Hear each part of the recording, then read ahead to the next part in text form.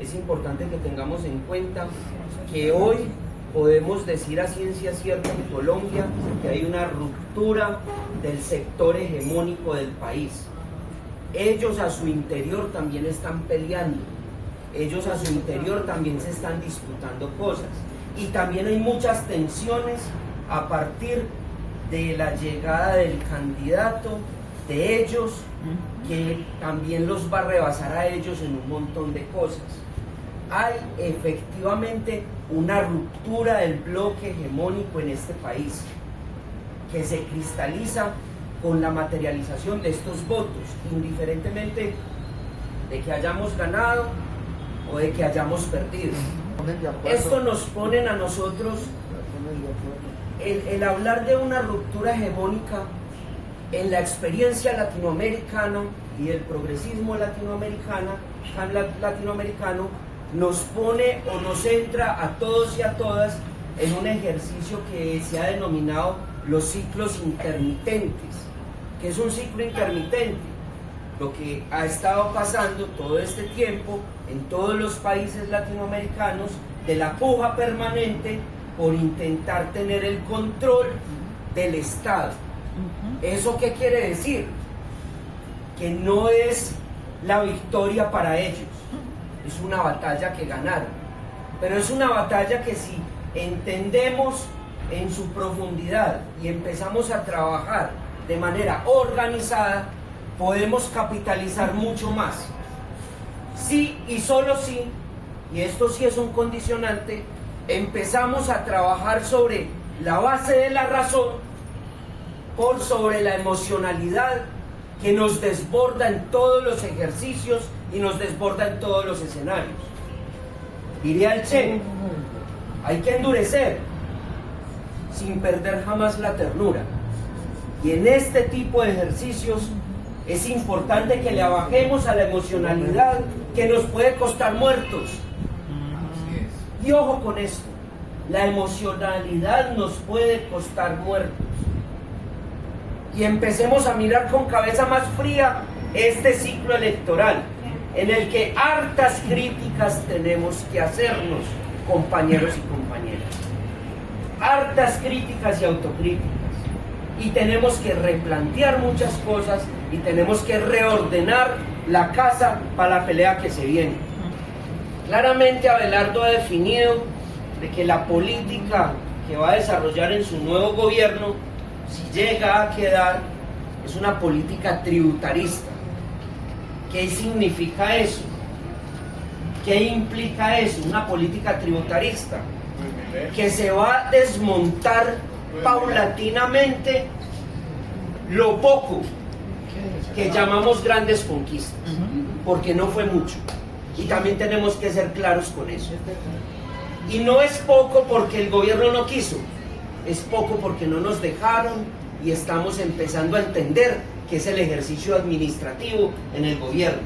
Y eso también tenemos que entenderlo para que dejemos de darnos también latigazos que no nos corresponden.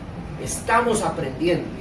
Y como estamos aprendiendo, también tenemos que entender este momento como una experiencia de la que tenemos que aprender cada escenario, cada cosa y cada ejercicio que se desarrolla tiene que permitirnos avanzar, dar pasos adelante. Cuarto elemento, compañeros y compañeras, yo lamento decirles que en esta campaña electoral las masas desbordaron las formas organizativas. La campaña como tal no funcionó. No estuvo a la altura del momento. Y ese elemento tiene que pensar, tiene que ponernos en un ejercicio autocrítico, compañeros y compañeras, incluso muy a propósito de la discusión que hubo hace un momento, de revisar las formas organizativas que hoy tenemos y ajustarlas al momento que se nos viene. Hay que tener claro, compañeros y compañeras, que tanto la CUT como ADIDA son organizaciones de carácter gremial, no son movimientos. Quiero hacer esa precisión. Son formas organizativas de carácter gremial, en la que llegan derecha, izquierda, centros, amarillos, de todo.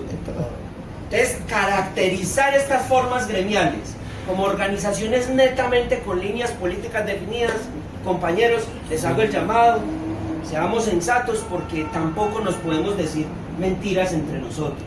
Al interior de las formas organizativas hay posturas de derecha, hay posturas de centro, hay posturas de izquierda y hay posturas revisionistas y contradictorias que nos pueden joder la vida en cualquier momento, para que no nos digamos mentiras con el ejercicio.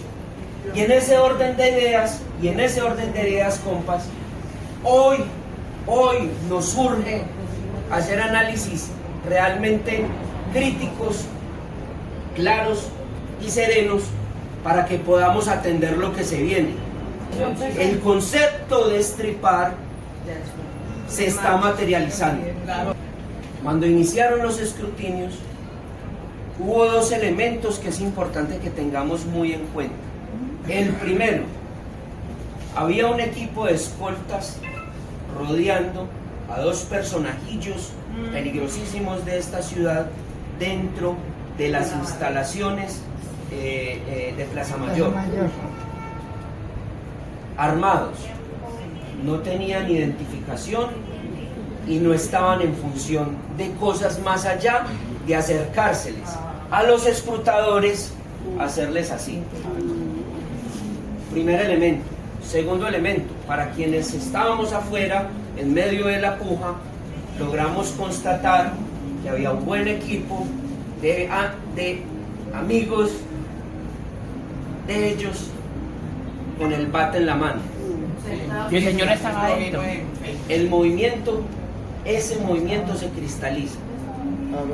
Y es importante que tengamos esto en cuenta. Porque si ese movimiento sigue en esa función, gústenos o no nos guste, a los que declaramos la paz y de que esto es pacífico y de que va a seguir siendo pacífico, gústenos o no nos guste, tenemos que empezar a pensar en mecanismos de autoprotección para las organizaciones sociales. Tenemos que pensar en eso. Y pensarnos en mecanismos de autoprotección implica construir protocolos, implica construir escenarios, implica empezar a mirar a ciencia cierta quién es el compañero que tenemos al lado. Así es, y advertirles inteligencia para también ir eliminando. Esto es supremamente importante, compañeros, para lo que se viene.